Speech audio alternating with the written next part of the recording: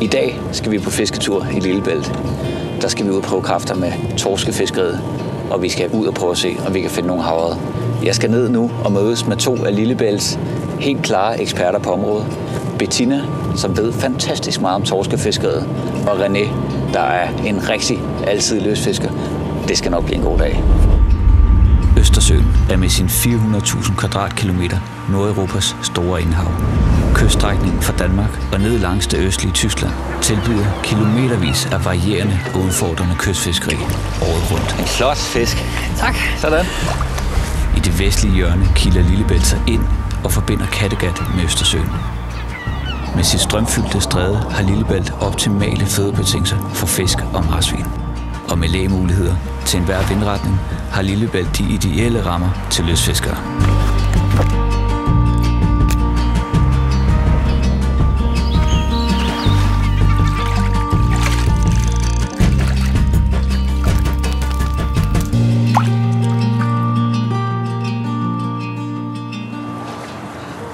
Hej med jer. Hej der. Der er Bettina. Der er Thomas. Hej Thomas. Der er René. Så skal vi ud og fiske torsk i dag. Ja, det bliver godt. Det må man håbe. Det er jo super godt hver dag. Ej, det er helt perfekt. Prøv lige at se vandet, og der er lidt strøm, og det bliver lækkert. Ja. Og Bettina, torskefiskeriet i Danmark er jo ikke, hvad det har været. Men er der nogen, der kan finde torsk, så er det jo bestemt dig. Jamen, jeg tror bare, jeg bruger ekstremt meget tid på det. Altså, når man går indenfor til daglig, så er det bare en befrielse at komme ud og nyde vejret, og det er bare terapi for krop og sjæl. Jamen, jeg kunne simpelthen ikke være meget mere enig. Det er jo netop oplagt for familier og måske firmaer at søge ud og tage ud og fiske sådan et sted som det her med båd, fordi der er jo nærmest fangstgaranti i hovedet. Ja, og hvis man ikke lige har sin egen båd, så er der jo også gode muligheder for at komme på turbåd, enten fra Middelfart eller fra Fredericia eller ned fra Skærbæk-området. Så der er ingen undskyldning for ikke at komme ud og prøve det i hvert fald. Jamen, skal vi så ikke bare få smidt noget grej i båden og så komme derud af? Lad os.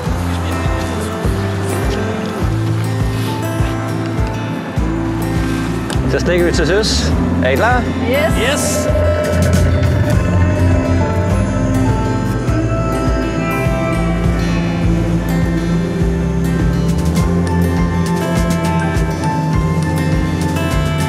Hvis vi nu rækker til nu, der hvor det ultimative fiskespot er, det er lige ude for det hvide hus der med flagstangen og glasfacaden. Hvor dybt har vi her? 40. 40 meter. Ja, og jeg kan se, at vi driver med 1,30 cirka, så det er faktisk ret godt. Jamen, jeg har taget lidt udstyr med. Fedt. Til torskefiskeriet har vi både heri nogle pirke i forskellige farver og lidt forskellige vægte. Vi har også nogle jighaler, som vi sætter på nogle jighoder. Altså, jeg har tro over for min pirke, så det kunne være en lille konkurrence. Nå, så kan det godt være, at jeg også tror på pirke i dag, hvis det skal være. Jamen, så går jeg på jigholdet. Ja, det bliver den der på, hvis jeg kan få den ud. Jamen, jeg prøver den her store jig her, så ser vi, hvad der sker. Den tager de store. Gør den det? Ja. Okay, jamen, det lyder fint. Ja, altså den her. Jamen, jeg er klar. Er I også klar, eller hvordan? Er du allerede i gang? Så tror jeg da fandme, hvis Jigs de vinder, når man 20 starter.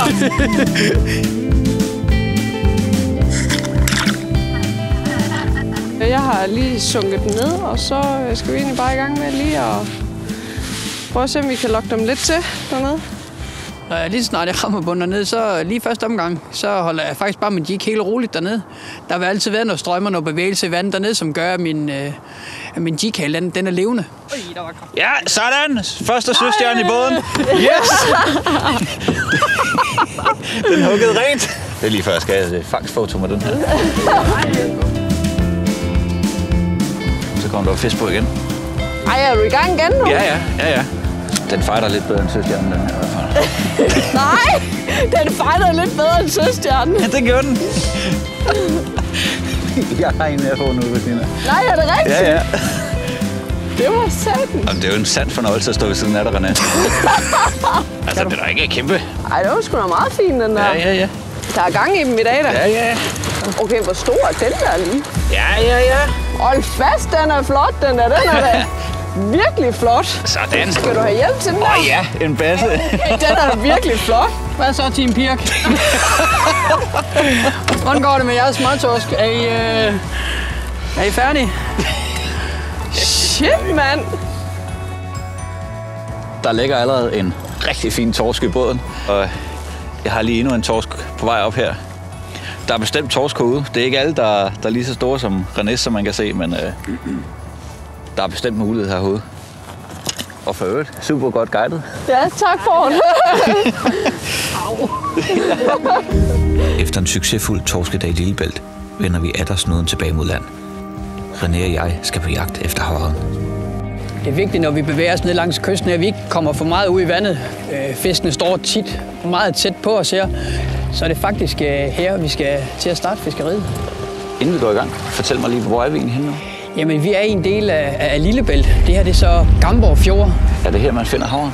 Lige nu er en god årstid her i efteråret, men Lillebælt, der kan du fiske hele året, og der er masser af pladser, som ligger tæt på hinanden, som har et fantastisk godt havrefiskeri. Skal vi prøve at se, om der er en havre eller to, der vil lege med? Det kunne vi da håbe på i hvert fald, så lad os komme i gang med det. Vi går ud her foran os, og så fisker vi ned til venstre her. Så knæk og bræk. I lige måde.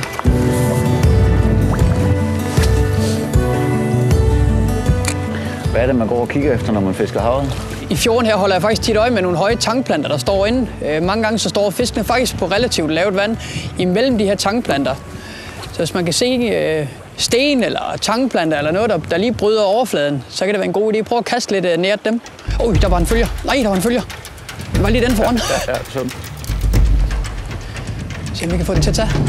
Vi har altså kun fisket et par minutter, og vi har allerede set fisk. Den kom lige hurtigt efter.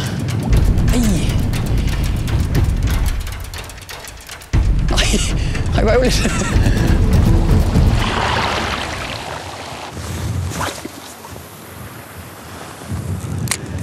Forholdene fejler absolut ikke noget.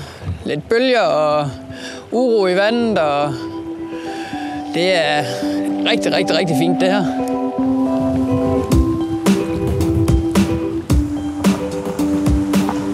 Ja, så er der fisk. Sådan, René. Så sker der egentlig noget. René har en fin fisk på.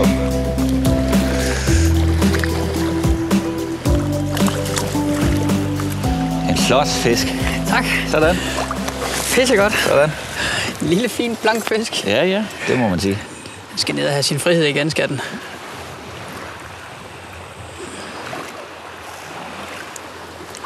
Sådan. Sådan. Så er vi i gang. Ja. Den tog helt lidt tæt på land herinde. Der er fisk igen. Præcis samme sted, som den anden den stod.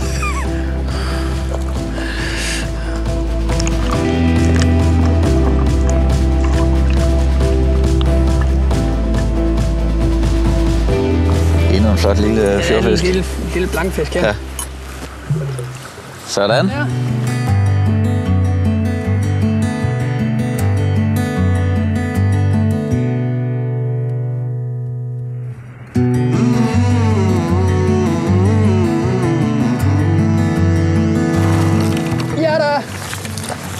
Sådan, var der lige en til Thomas så. Super godt det der. Flot lille tykke. Ja. Sådan. Så kom du på måltavlen.